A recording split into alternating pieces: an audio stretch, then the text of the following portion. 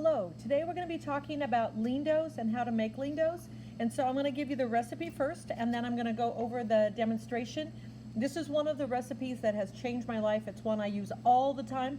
And although it is a yeast dough, and we know it's a yeast dough because it has yeast in it, even though it has yeast in it, this is one of the quickest breads that I know how to make. So remember, it's a yeast bread that is quick to make, but it's still called a yeast because it has that. So what we're going to start off is, I call it my hand dough recipe because if you notice, it's just the shape of my hand, and it helps remember that under my thumb I put in 1 cup of hot water. With this hot water, I want it to be somewhere between 100 and 130 degrees. I don't want it to be more than 130 degrees because it will actually kill my yeast at that point. I'm going to talk a little bit more about that as we go on. I have 1 tablespoon of sugar. I'm going to add 1 tablespoon of yeast.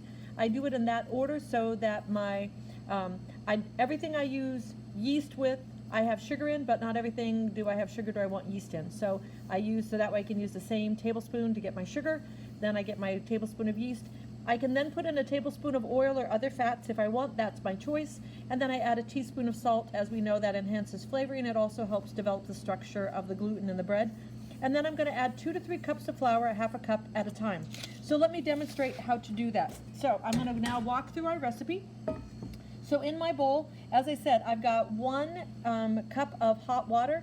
This is just out of the tap. When I go ahead and put this water in, I want you to make sure that you know that it is very important that your water not be more than 130 degrees. Yeast is a little critter that grows, a bacteria that grows just naturally in the air. It also will appear on grapes and other fruits and other kinds of things. That's why how they make wine is they crush the grapes, and the sugar from the inside of the grape mixes with the yeast on the outside of the grapes, and that's what causes, the yeast loves sugar. So because I know that, I'm going to add 1 tablespoon of sugar, and I'm just going to sprinkle that over my water. Yeast comes in packages. You will notice that I tend to buy it in very large packages, like 2 pounds at a time. And I do that because I go through quite a bit of yeast. I like working with yeast. I like the way it smells. I like to work with it. And this is much cheaper. I can buy this 2-pound package of yeast for $3 to $4, where buying just the little tiny ones at the store can be quite expensive.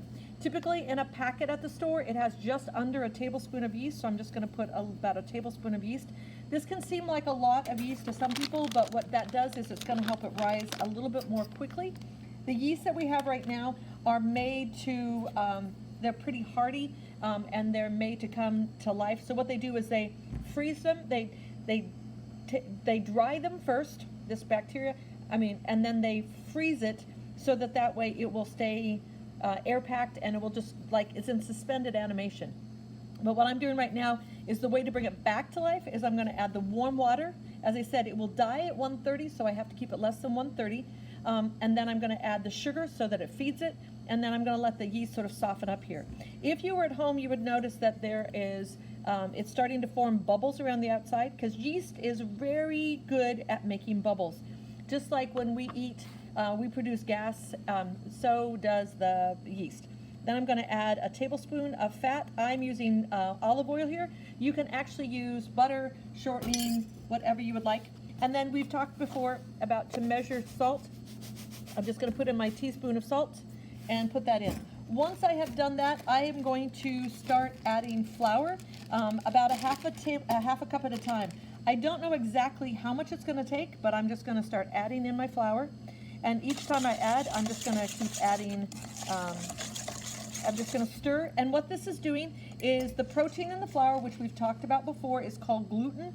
That gluten is going to start building a structure so that it's like it's going to make these little like bubbles, little balloons that will then catch the gas that the yeast is creating, and it's going to start making my bread amazing and elastic. This is a lean dough. Lean dough is the opposite of fat. If I think about a lean person, it's a person who goes to the gym and they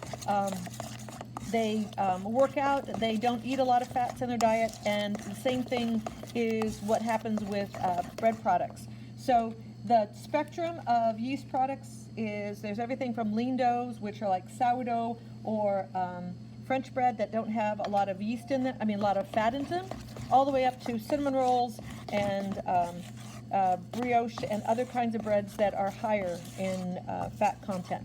So we have, now, the leaner the dough, the meaner it likes to be treated. And what it's doing is you can sort of start seeing it starting to pull this stretchy. And I wanted to get those stretchy because that's to mean I'm developing my gluten. And I'm just going to keep adding, like I said, about a half a cup at a time until it gets to the point where it's very difficult to stir it with my spoon. At that point, I'm going to start kneading it, and I'll show you that process in just a moment. I'm just about to that point. So what I do is I keep stirring it until it just won't, having a hard time getting the flour in using my spoon, and it starts to pull away from my bowl, and I want to get all that goodness off of there. And then once it starts to get to that point, I'm actually going to start kneading it. So I take some more flour, probably a couple tablespoons. I'm pretty generous with it. I don't need a ton, but I want enough so that I have some to work in. So I'm going to be very generous with this. I'm going to pour my dough onto that area right there. And now I'm going to do what's kneading, K-N-E-A-D.